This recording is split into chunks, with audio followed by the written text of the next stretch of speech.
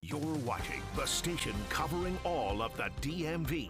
This is DC News Now. Happening now at 9, covering the entire DMV. A monumental shakeup, a bill to fund a new arena for the Capitals and Wizards. It's been punted in the Virginia Senate.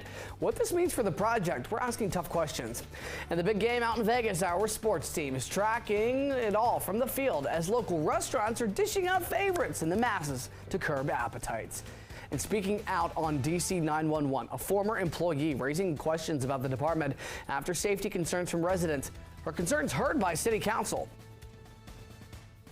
And actually, we do have a couple of spot showers out there this evening, a little bit more than just drizzle. We'll show it to you and talk about your 7-day forecast coming up. Thank you, Scott, and thank you for joining us for DC News Now at 9 o'clock this Sunday evening. DC police say that they've ID'd the man who was shot by police Friday night. Police say it happened just before 7 on Bangor Street in Anacostia. Officers were patrolling the area when they tried to contact 35-year-old Kenneth Coleman, and he reportedly started running. Police Chief Pamela Smith didn't specify why officers initially tried to talk to him, but after Coleman started taking off, police say he fired several shots at police. They shot back. Coleman was hit, taken to the hospital with non-life-threatening injuries. He's now facing several charges, including aggravated assault on a police officer and carrying a pistol without a license. Meantime, in Maryland, Hagerstown police say they have arrested 3 people for a deadly shooting last month. On January 26th, officers responded to Marshall Street for a report of shots fired. When they got there, they found 38-year-old Kevin Michael Shepard. He was shot, later died on scene. 26-year-old Gennaro James Torres, 40-year-old Emmons Lourdes Rowe, and 35-year-old Stephanie Nicole Paulino. They're now facing several charges, including first and second degree murder. Police say all 3 suspects knew the victim. And developing now, a big shakeup in talks to move the Capitals and Wizards to Virginia. A state Senate committee supposed to consider a bill to create the project. Well, it's been scrapped after the committee's chairwoman, the Governor Glenn Youngkin, attacked Democrats in a speech. The head of the Senate Finance Committee, Louise Lucas, says a bill to create an authority to fund the project will not be considered tomorrow as scheduled. Pointing to this quote from the governor in a speech he shared on social media, Youngkin said, quote, "Today's progressive Democratic Party does not believe in, nor do they want a strong America." Senator Lucas says the arena bill is not ready for prime time. This is what happens when executive branch doesn't operate in good faith and doesn't have respect for the legislative branch. Meantime, a similar bill in the House of Delegates to create an arena funding plan that's still alive. And community members in Virginia continue to spar over whether an arena project in Alexandria's Potomac Yard neighborhood is a good idea. Well, we're now getting a chance to ask additional questions in person to those behind the project. DC News Now's Dave Laval joins us at a restaurant where community members are learning more about the project's impact. Dave, what did you learn? People are here to watch the big game and also get more information about the proposed new home of the Washington Wizards and the Washington Capitals. The arena would highlight the proposed $2 billion monumental sports complex. There have been concerns how the project could impact the area, including traffic.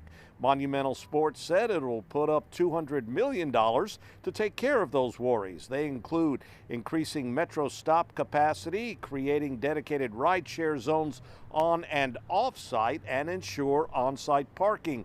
Still, people we talked to earlier this evening at Pork Barrel Barbecue are pretty much unanimous in support of the project and what it means for the area. Jobs.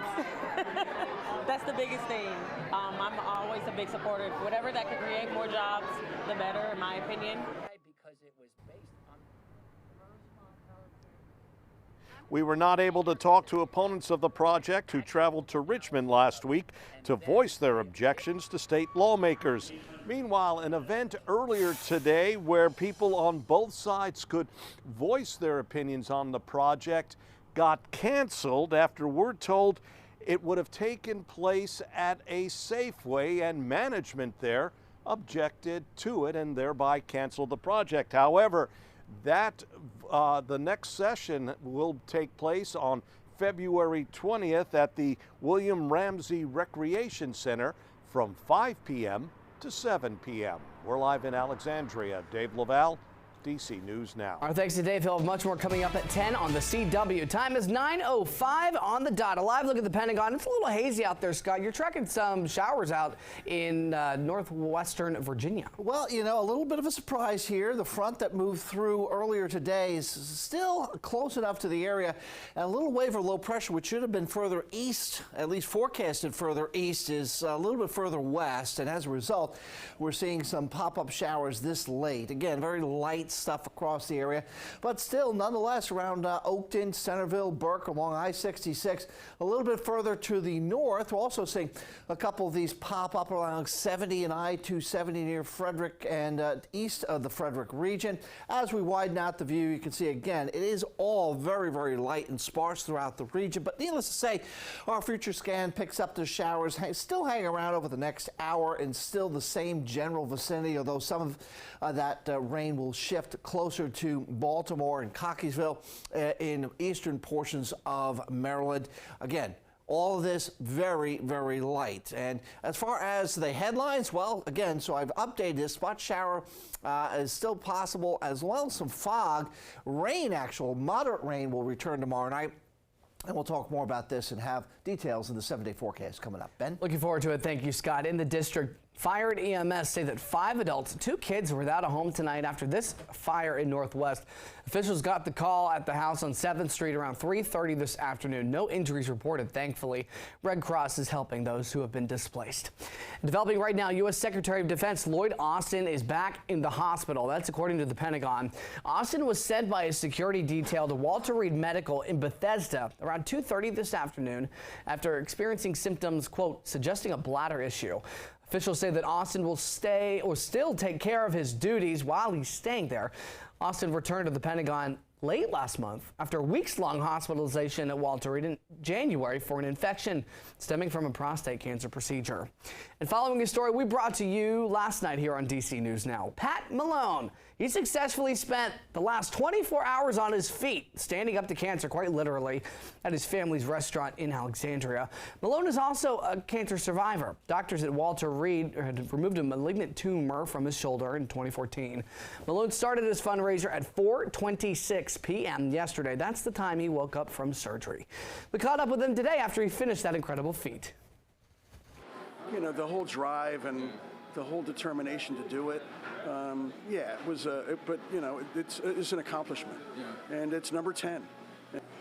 If I can do this to represent those people who are really fighting the fight, but are struggling, then I got to keep on doing this.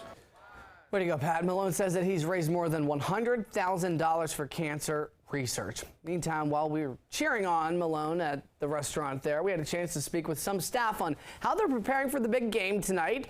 They say they're expecting some madness for NFL's biggest matchup of the year. It's going to be nuts. One of the busiest pizza wing days of the year. One of our busiest takeout days. We'll run it like a Friday night. We'll have probably 5 guys running pizzas or making pizzas, building them, cooking them. And it's there at Fireworks Pizza says that they expect to churn out over 300 pies and a couple hundred pounds of chicken wings. Happy eating, folks. Folks in the district had ringing in the Lunar New Year during a parade earlier today in downtown. According to Chinese Consolidated Benevolent Association, over 40,000 people attend this parade every single year.